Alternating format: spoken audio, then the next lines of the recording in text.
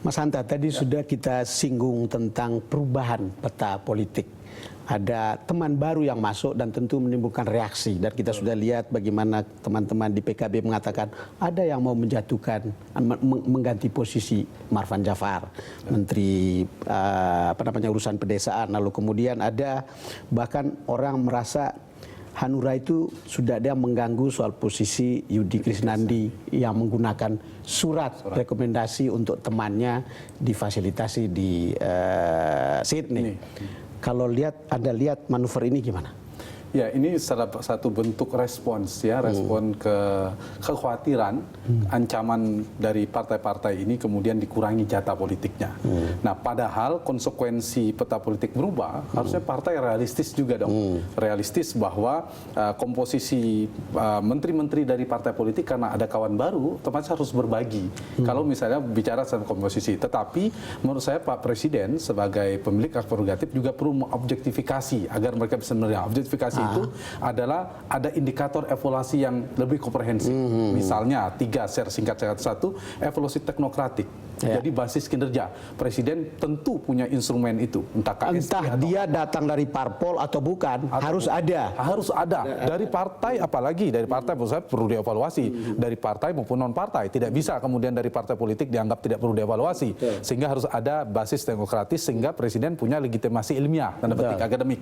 Yang kedua adalah evaluasi publik. Jadi setelah demokratik, kedua publik. Publik juga tentu punya respons bagaimana kinerja di bidang per bidang. Dan itu bisa dilihat dari hasil berbagai survei, bukan? Betul, salah satunya, dari hasil survei yang bisa dipercaya. Kemudian yang ketiga adalah evaluasi politik. Nah, itu yang kalau bisa misalnya dikombinasikan antara 3 faktor itu lalu diberikan, ditunjukkan kepada para ketua umum partai, menurut saya tidak ada alasan kecuali ya memang kalau semua punya komitmen demi kepentingan bangsa dan negara, apalagi semua mengatakan koalisi tanpa syarat, harusnya tidak perlu khawatir dengan langkah kemungkinan ada reshuffle kabinet ini. Sebagai peneliti politik dan sebagai wartawan saya juga bicara tentang tidak ada alasan sebetulnya. Iya, mestinya. Tapi kan realitas politik kan? Betul. Tapi tidak begitu kan cara orang politik berpikir. Betul. Karena ini adalah sebuah kekuasaan dan tujuan untuk mencapai kekuasaan itulah kenapa kemudian partai politik ada. Iya. Kalau lihat perkembangan seperti sekarang, saya ingin mendapatkan gambaran dari Anda. Kalaulah Presiden Jokowi akan melakukan reshuffle, lalu kemudian dengan banyak teman, apa pesan yang mau dia sampaikan? Apakah kan Presiden sekarang makin kuat begitu? Iya, Presiden semakin kuat artinya semakin tidak bergantung hanya dengan partai-partai itu. Jadi kalau semakin banyak ada alternatif, ada opsi sehingga Presiden tidak begitu bergantung pada partainya sendiri, bahkan kepada PDI Perjuangan. Kalau PDI Perjuangan tidak bisa memberi dukungan, ada Partai Golkar yang imbang, kekuatan kursinya relatif hampir sama. Begitu juga partai-partai yang lainnya. Sehingga ketika ada kawan baru, maka ada perlu rekonfigurasi, reformulasi, konfigurasi di kabinet maupun di koalisi. Nah, ini yang menurut saya Pak Presiden tentu bisa mengkomunikasikan itu. Saya yakin sekali bisa mengkomunikasikan, tapi hal yang paling ekstrim kalau kemudian ada penolakan dari partai politik lalu menyatakan keluar, menurut saya juga tidak masalah. Tergantung keberanian Bapak Presiden.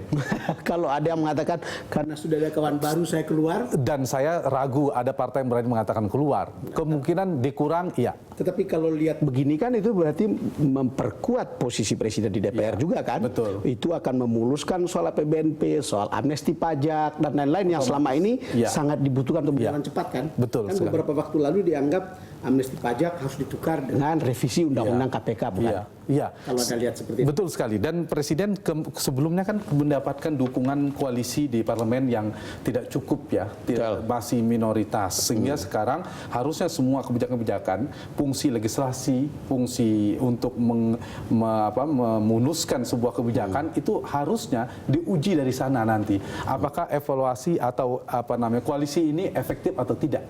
Cuma ada pilihan-pilihan politik yang bisa dipilih oleh Pak Presiden dalam konteks berkoalisi ini. Apakah harus membangun basis bipolar seperti era Pak SBY? Basis bipolar seperti era Pak SBY, ya, dalam dan di luar kekuatan gitu, atau basis tripolar, Presiden sendiri sebagai kekuatan tersendiri, kekuatan politik istana, kemudian ada yang lama, gunakan istilah KIH, kemudian ada barisan koalisi yang baru. Atau yang ketiga, multipolar saja. bangun koalisi isu per isu, semua mencair sehingga presiden bisa dengan isu A mengajak partai 1, 2, 3. Isu B nanti bisa berkomunikasi dengan partai 4, 5, 6 sehingga isu per isu itu juga bisa dibangun. Kalau bipolar seperti Pak SBY, Pak Jokowi, syaratnya menurut saya bisa efektif kalau Pak Jokowi langsung presiden memimpin koalisi itu, memegang kendali koalisi itu. Mas, kalau lihat manuver yang ada sekarang kan ada reaksi dari Hanura, reaksi dari PKB, saya belum dengar dari Nasdem. Kalau Anda lihat PDIP sendiri yang dulu adalah partai paling besar dan partai terdepan untuk mendukung Jokowi. Kalau lihat manuvernya sekarang, apa yang Anda lihat? Ya, PDI Perjuangan beda dengan yang partai lain. Bukannya khawatir dikurangi, mereka sejak awal mau harus ditambah. Mau ditambah, bahkan meminta posisi ini dipindahkan, posisi itu dipindahkan. Jadi banyak keinginan aspirasi yang belum dipenuhi. Tetapi perlu diingat oleh PDI Perjuangan juga bahwa Pak Joko Widodo sebagai presiden, konteksnya presiden ya, tidak bisa dilihat sekedar beliau adalah kader PDI Perjuangan. Bahwa presiden sekarang punya kawan baru, punya Partai Golkar misalnya kemungkinan akan bergabung setelah Munasnya selesai. Partai Amanat Nasional sudah bergabung, sehingga presiden tidak bergantung lagi pada posisi-posisi politik partai-partai yang lama. Jangankan tunggu setelah Munas, Mas. Karena saya dengar Golkar malah mendaftarkan kepengurusan rekonsiliasi ke Menteri Hukum dan HAM. Apakah pertanda bahwa mereka ingin cepat dapat jatah begitu? Bisa dibaca seperti itu. Dan ini syukur-syukur kalau ada reshuffle kabinet kemudian Golkar bisa masuk. Itu menurut saya kecerdikan Golkar juga dalam menghadapi situasi ini. Tetapi itu berpulang pada presiden seperti apa. Tetapi poin pentingnya adalah harusnya konsolidasi politik yang sedang bergulir ini harus segera selesai. Sehingga setelah 1,5 tahun masa pemerintahan Joko Widodo Yusuf Kala ini sudah seperti Pak Jokowi katakan kerja. Sudah tuntas dengan persoalan konsolidasi koalisi. Kalau Anda lihat dari skala 1 sampai 10, konsolidasi politik itu sudah di angka berapa sekarang?